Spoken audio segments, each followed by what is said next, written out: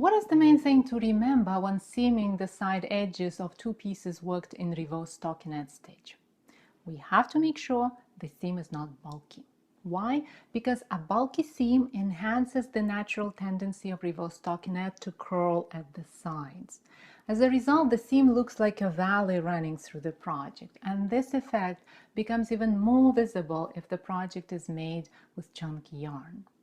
Blocking helps, especially if the yarn is not too thick, but it does not solve the issue. The only sure way to tame reverse stockinette is to reduce the bulk and make the seam as flat as we can. Let's see how we can do it when we use good old mattress stitch.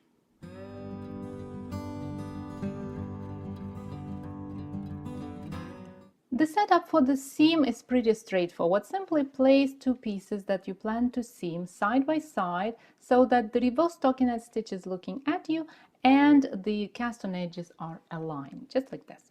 Then cut a piece of yarn that is at least twice as long as the length of the future seam and thread this yarn into a wool needle. If you did a bit of planning and left a long tail at the cast on edge, then thread that tail into a wool needle, and then you won't need to attach the yarn to the work because the tail is already attached.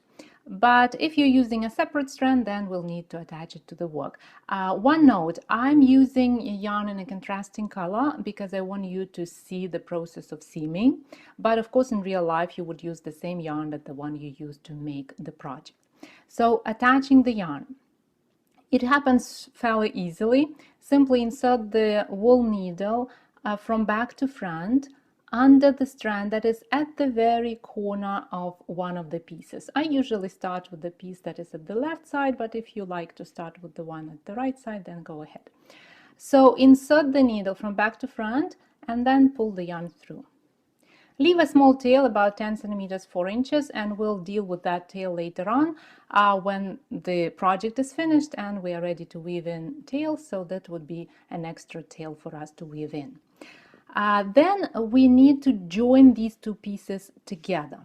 So insert the wool needle from back to front again under the strand that is at the very corner of the piece on the right.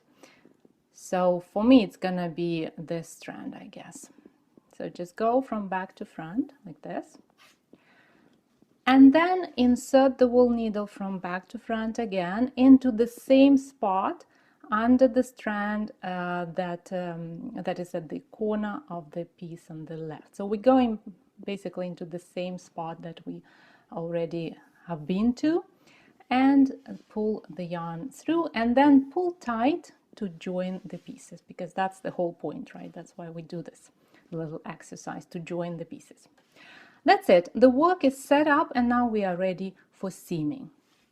So first of all, let's understand what we're going to do. In a regular mattress stitch, we'll be looking for these upper bars and the bars at the bottom, and we'll be joining them here and there. But in this version of mattress stitch, we're not going to look for bars. We're going to look for the bumps, those that are at the very edge of the fabric on both sides. These bumps, they happen every 2 rows, and they are made by interlocking 2 strands. One strand belongs to one of the rows and the other strand belongs to the other row. So that's why they happen every 2 rows. So we'll be looking at those bumps and we'll be looking at those strands, because these strands are the ones that are at the very edge of the fabric, and we want to deal with those strands because we want to reduce the bulk. We want to make the seam as flat as we can, right? So here's how we find those strands. That's surprisingly easy because we're gonna use the wool needle as our guide, and we're gonna go a lot by feeling the strand as well as by seeing it, because one of the strands is usually not as visible. See, in the case of this bump, for example, one strand is clearly visible, it's right here, but the other one is hidden over here. So we don't see it actually because it is on the other side of the fabric, right here. But when we try to find it with the wool needle, we would feel it. So it is also like I said, we would go by feel as well as by seeing the strand. So here's how it happens. It sounds probably scary, but it's not that scary at all. First of all, we'll start with the piece at the right side of the work. Insert the wool needle front to back into the last worked spot. So what I mean by worked, I mean the spot that we already used when we seamed. And in this case, right now, this spot is right here. We used it when we attached the yarn and joined the pieces together. So I go front to back into this exact spot, and then I move the needle up and pick the strand that is right at the top of that spot. In this case, it is very important to hold the needle parallel to the edge of the fabric, because some of those strands, like I said, they're not as clearly visible. Accidentally, we might go somewhere sideways and pick the strand that actually belongs to a totally different stitch.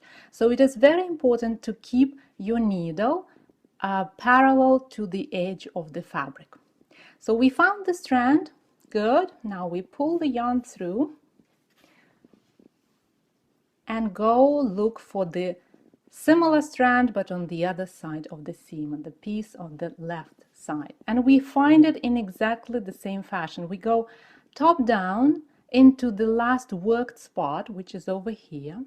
And then we hold the needle parallel to the edge of the fabric and pull it up, lifting the strand that is right above this spot.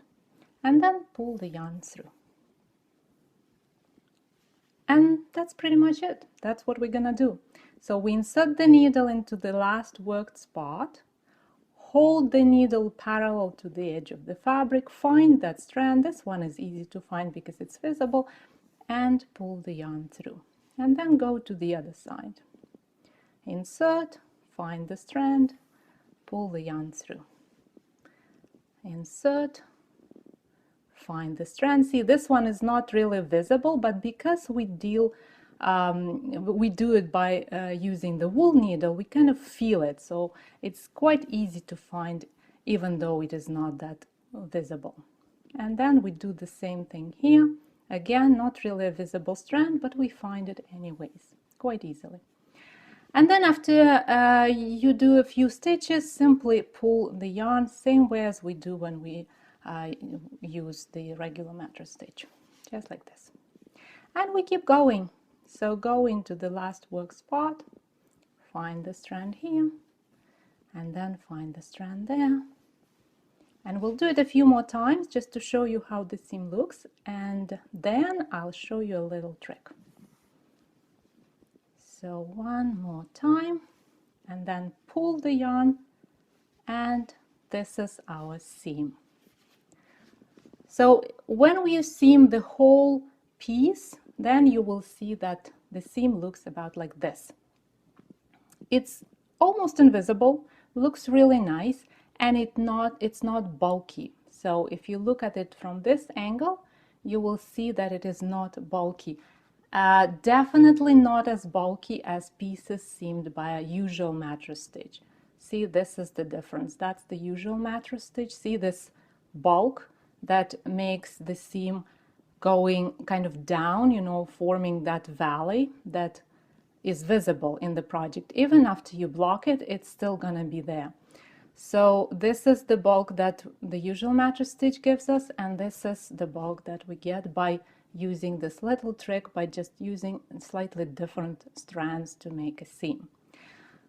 And now, as promised, here's a little trick.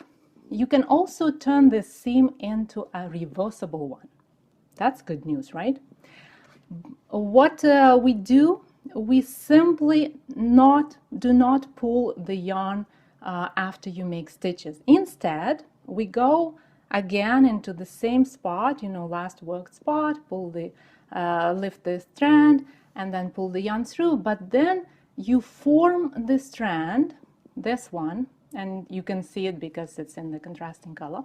You make it about the same length as any average bar that forms the stitches of the fabric itself.